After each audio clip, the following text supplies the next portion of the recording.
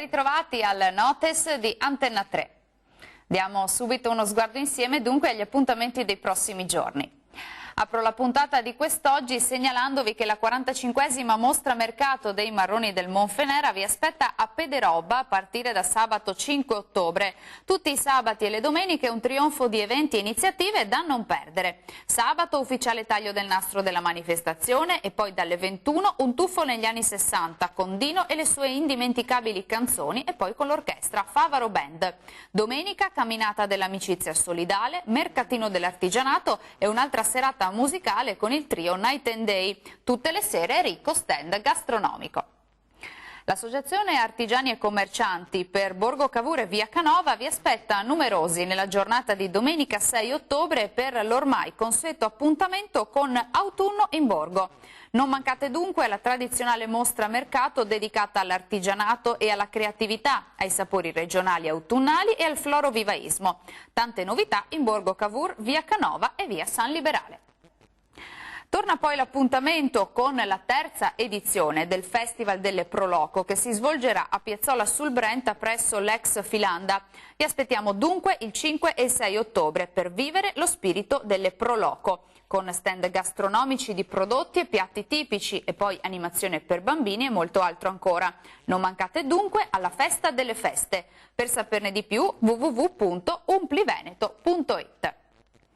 All'Auditorium CGIL Treviso c'è la Settimana degli Archivi 2019. Giovedì 3 ottobre si svolgerà l'inaugurazione del nuovo spazio aperto al pubblico con il tradizionale taglio del nastro.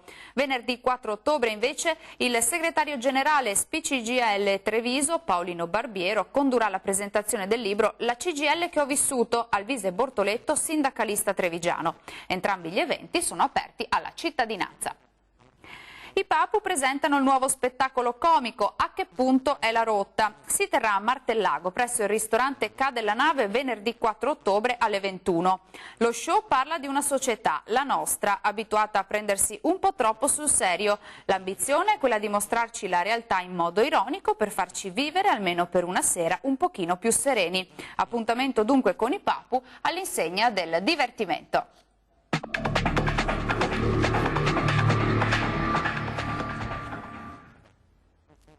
Nel 1990 le due Germanie si riunirono. A circa un anno dalla caduta del muro di Berlino, le due Germanie tornarono ad essere una sola nazione. In questa data i 5 Länder firmarono il trattato di unificazione, aderendo così alla Repubblica Federale di Germania. Nel dicembre dello stesso anno poi si tennero le prime elezioni libere a cui prenderono parte tutti gli elettori tedeschi.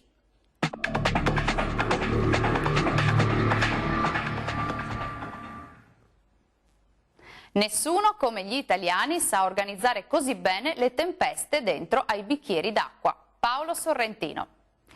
Dal Notes di Antenna 3 è tutto, arrivederci.